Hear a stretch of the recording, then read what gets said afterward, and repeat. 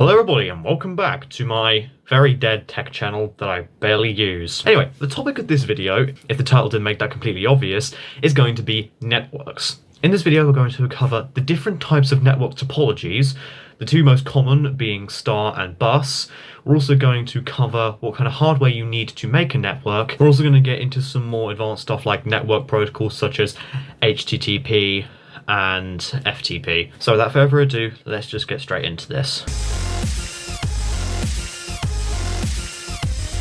Right, so here we are. You're probably wondering, why is there a white screen? And that is because I wanted to have a good excuse to use my drawing tablet for once. So, you're probably wondering, what are the three different types of network?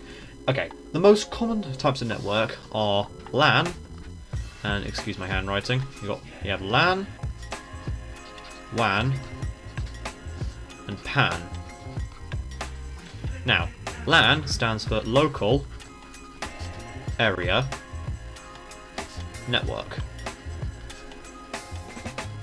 So, LANs usually cover a very small geographical area, and all of the network hardware, so whether that be Ethernet cables, switches, routers, wireless access points, all of that hardware is owned by the company who set up the local area network in the first place. So LANs are usually only on one specific site, so it could be a school network, for example, or a home server that runs a Minecraft server. Those are some examples of LANs. So next up are WANs, which, following in the same footsteps as LAN, stands for Wide Area Network. So wide area networks are just lots of LANs joined together. So say a school is on two different sites. Say you've got a secondary school on one site and a sixth form college on another. They want to network their two servers together. Now what they do is they set up two LANs and then they'd connect them to make them a WAN. Now, WAN hardware is usually owned by a telecommunications company, such as, I don't know, BT for example. And WANs are connected to each other, usually via telephone poles, fibre optic cables, or in terms of Starlink, it uses satellites. Now, finally we've got PAN, which stands for Personal Area Network. Now, a PAN is still technically a network, but what it is stuff like Bluetooth devices. So it is used for data transfer in a very short radius, so connecting Bluetooth headphones to a phone, for example. Now, whilst LAN and WANs, LAN has quite a small geographical area, but PAN is even smaller. PANs are only around 10 meters. That's the maximum range that Bluetooth has before it just doesn't work anymore. So, these are the three different types of network. So the next thing I want to talk about are different types of network topologies. These are basically the way that LANs can be set up. So there are two main ones that you need to know for your exams. And these are star networks and bus networks. So first off we're going to start with star, seeing as it's the more common one and it's more used these days. So what a star network does, it has a central switch or a hub in the centre which connects to the internet, and then you have lots of different computers all hooked up to it. So let's just say just draw some little screens here. That is the basics of a star network. You have centralized switch with lots of different computers all connected to it. Now, some of the advantages of this include that these cables can be easily replaced, so the cables are easily replaceable. And if one computer fails, the rest of them don't fail, unlike in a bus network. There's only one slight issue to a star network though, is that the hardware needed is a lot more expensive than a star network, so switches or hubs are expensive, and Ethernet cables cost a lot more than you think. Okay, so the next topology I'd like to talk about is the bus network. Now, this isn't as common nowadays, but it was used in the very early days of Ethernet. So what you have is, you have a backbone cable, which is usually not an Ethernet cable, it's a coaxial cable, which just has one single copper wire running through it. Ignore the hand gesture I just did, that was an accident. So you have a backbone cable here, and then you have lots of different devices connected to it. So let's say we've got a computer here, and we've got a printer, and another computer. But yeah, so you can't only have computers, you can also have, say, at this end we can have a server that has a load of information on it. Just draw two little dots there. So that is a bus network. Now, advantages of a bus network is that it's cheap. Quite a bit cheaper than a star network because you don't need to have the switch or the hub in the middle because they're quite expensive. So they're cheap. They're also easy to set up. Very easy to set up, unlike a switch. And yeah, they're cheap and easy to set up.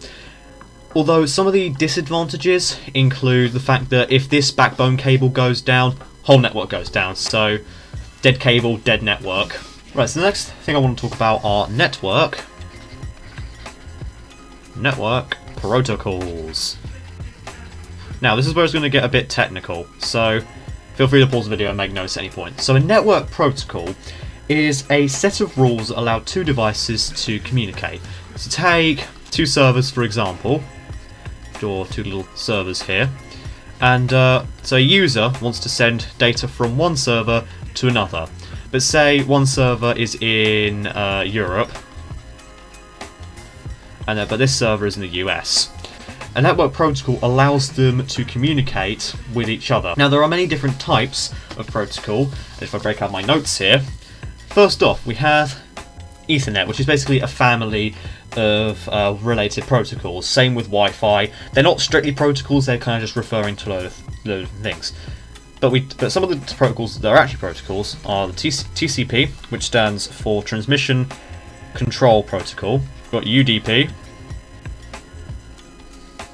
which is User Datagram Protocol. We have IP, which you probably have heard of before, which stands for Internet Protocol. HTTP, or HTTPS, which is the more common one these days, which stands for Hypertext Transfer and Hypertext Transfer Secure. We've got FTP, which stands for File Transfer Protocol. IMAP,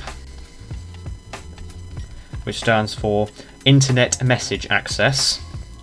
And last but not least, we have SMTP, which is Simple Mail Access Protocol. So all of these different protocols allow for communication between two networks, like in our example over here.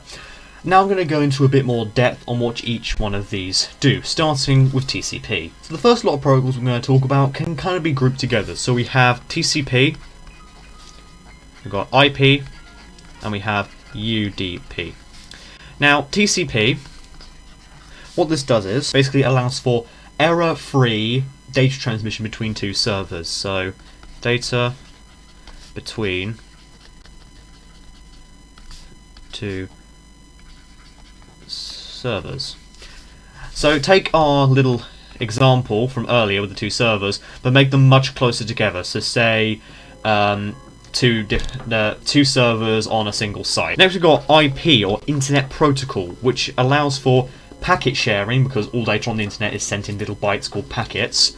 It allows for packet sharing across wide area networks. It's basically the foundation of the internet. Like if you've ever connected to a third-party Minecraft server before, you know you have to put in an IP address, which might look something like this, say 96.121.32.64. That probably might be a real IP address. Those are just numbers I pulled out of my head. I wouldn't recommend going and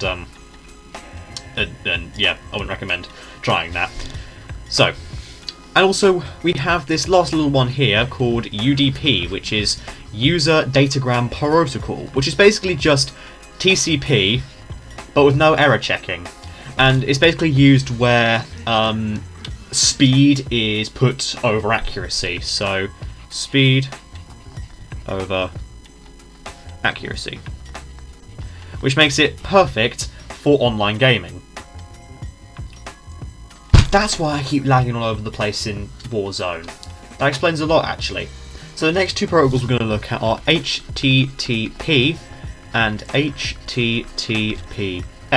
Now, both of these are basically the foundation for the entire World Wide Web. Now, HTTP allows for quick and reliable communication between client and server that will deliver you to an HTML web page. In layman's terms, it's basically what allows you to click on a hyperlink to get to a website. Now, HTTPS is pretty much exactly the same, but HTTPS has a very important difference, and the S stands for secure. So HTTPS is secure. So if a website is dealing with sensitive information, then it probably should use HTTPS, as it's less likely to be hacked. Now, you've probably never actually seen this before, and you probably don't believe me when I say it's the basis for the entire World Wide Web. But if you've ever typed in a link manually into a browser before, you'll know that every single link on the internet will start with HTTPS :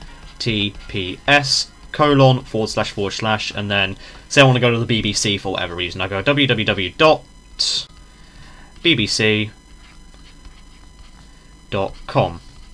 So this basically is just saying deliver me to the BBC HTML website, but do it in a secure way. Right, so the next protocol we're going to cover is the File Transmission Protocol, or FTP for short.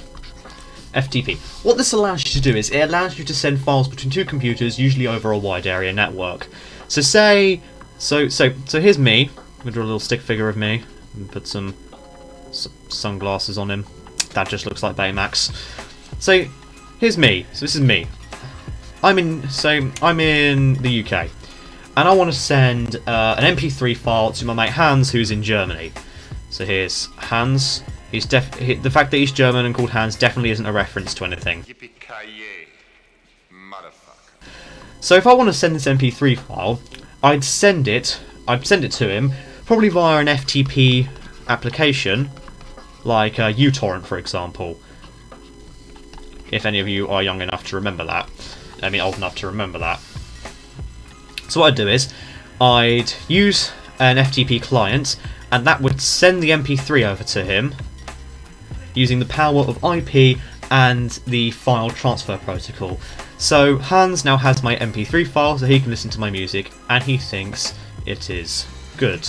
Right, so the next load of protocols we're going to talk about is SMTP, IMAP, and POP. Now, all three of these protocols are used in mail servers, so something like Gmail, Proton Mail, AOL, whatever mailing service you have, it'll use probably all three of these. So SMTP, or Simple Mail Transmission Protocol, basically what this does is, this sends the email from my computer to a server. So what we're going to do is we're going to do a little diagram here. So this is my computer, and it's going to send it to a server.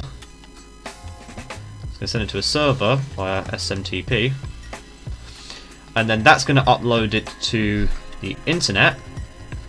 Then that's going to send that to another server for the desired recipient. This is all via SMTP. Now POP. This is the retrieval protocol. Now this allows the email to be retrieved. So say I'm sending an email to my mate Hans in Germany again. So I send the email here. It goes through to the server, up to the World Wide Web, through to the server again, and then Hans in Germany on his computer will receive it via POP. And maybe if he forwards it to a friend of his, that will go back to the server via SMTP, and then through to his friend via POP.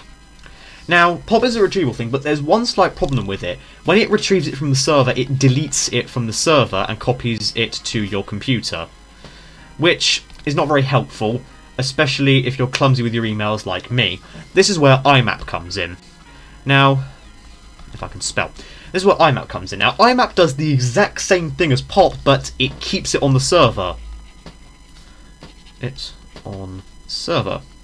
Allowing for mail to be synchronized, which is, I think, what Gmail uses, so you can sync your emails. So the next thing we're going to look at is a little bit more interesting, but also kind of boring at the same time. Security. So security. Security is important.